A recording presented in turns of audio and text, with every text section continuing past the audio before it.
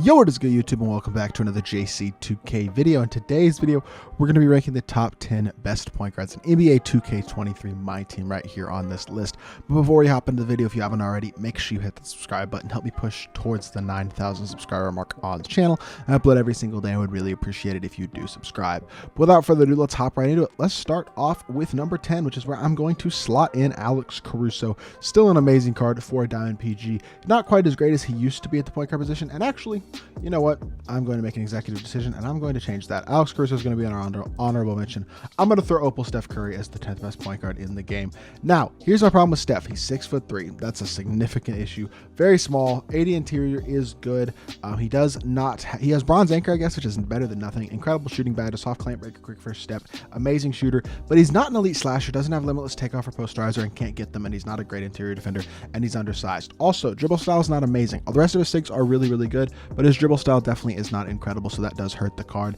Release is obviously incredible. Steph's leaner is one of the few leaners outside of normal leaner that are really good in this game as well. On next gen, he's an incredible shooter, a really good perimeter defender as well, which is honestly quite nice with Hoff Glove, gold clamps, interceptor, pick dodger, things like that. But he doesn't get challenger, which is a little bit annoying. Like I said, bronze anchor is fine, but he's just undersized and he's not a great slasher. So for me personally, a player who's built like Steph just isn't worth running all that much in a competitive setting. So that's why I have him at number 10. At number 9, I got Cade Cunningham. I think Cade, his best value is in the fact that he is 6'6". He can hit open consistently. He's got an 85 driving dunk, great standing dunker, 89 speed and excel, pretty good perimeter defender, not great on the interior, but at 6'6", he is fine on that end. No anchor, no brick wall, no challenger, glove, interceptor. So he's missing some badges, but at least he's got a few. You can upgrade all of them except for clamps as well.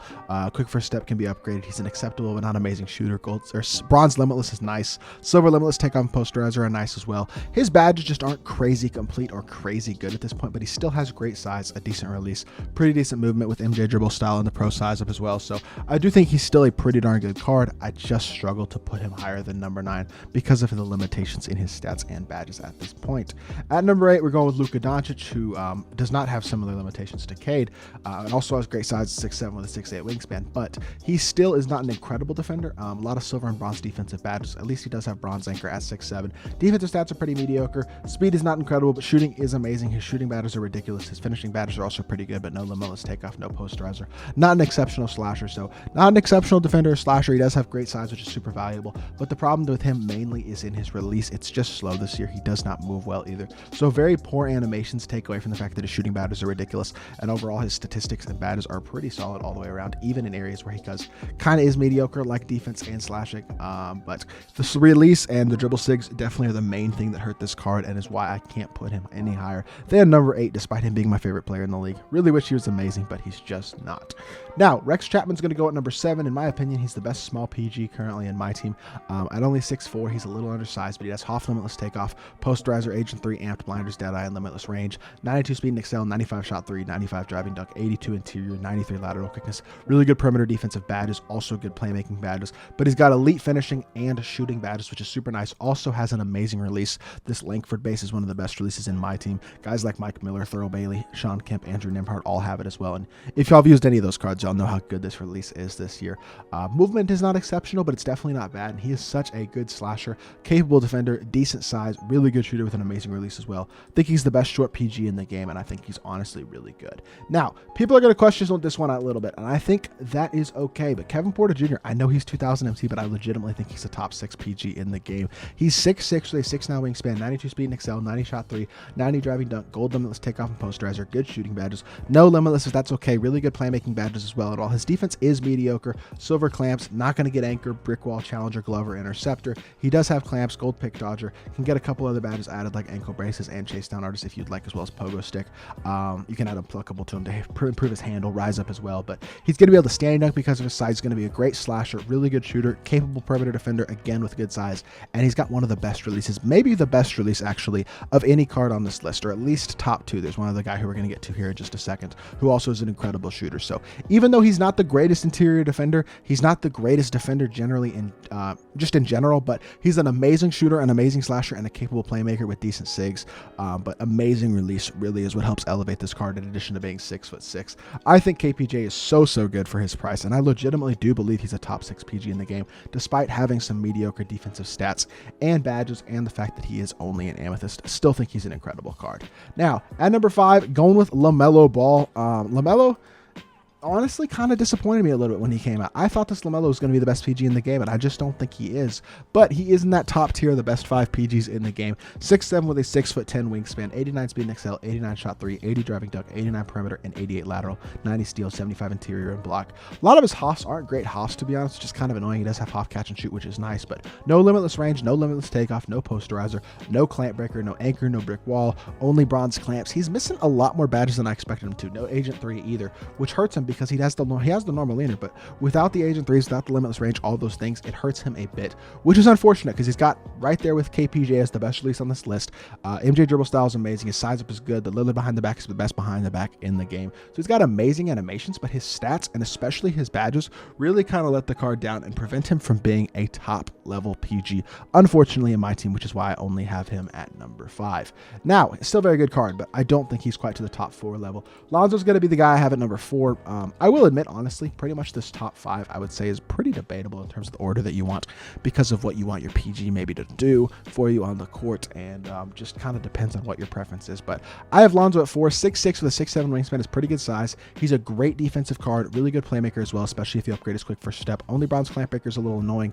No anchor, no brick wall. Definitely would add pick dodger though. No limitless range either. But he has gold posterizer, silver limitless takeoff, decent shooting badges, can shoot the ball pretty well, pretty good slasher, good speed, and is a great defensive point guard, which is super nice. Release is kind of meh. Movement is also kind of meh, but I think he gives you enough defensively and as a slasher, as well as being able to hit an open shot consistently and being a solid playmaker, that I do believe he deserves a top 4 spot on this list. And at number 3, we're going with a guy who's pretty similar to Lonzo, honestly, in Penny Hardaway. Penny's a little bit taller, not quite as good of a defender, but probably a little bit more versatile offensively, which is what Penny has going for him. He's 6'7" with a 6'10" wingspan, 93 speed and XL, 86 shot 3, 85 driving dunk, gold limitless takeoff and posterizer, pretty good defensive stats, really good playmaking badges, solid shooting badges, and good defensive badges as well. No anchor, no brick wall still, but that is totally fine by me. He's a pretty good all-around defender, and he's got a decent, not exceptional release. Trade dribble style is pretty okay. Normal leaner is super nice to have. Sigs are kind of decent, but nothing crazy. I think he's really good, though, because he's just a really good all-around PG. He's got that half quick first step, pretty decent movement, good slasher, good shooter, good defender. Not insane on any of those areas, but definitely good all the way around. And coupling that with a 6'7" PG gives him great versatility and flexibility. I really do think he's a very good card.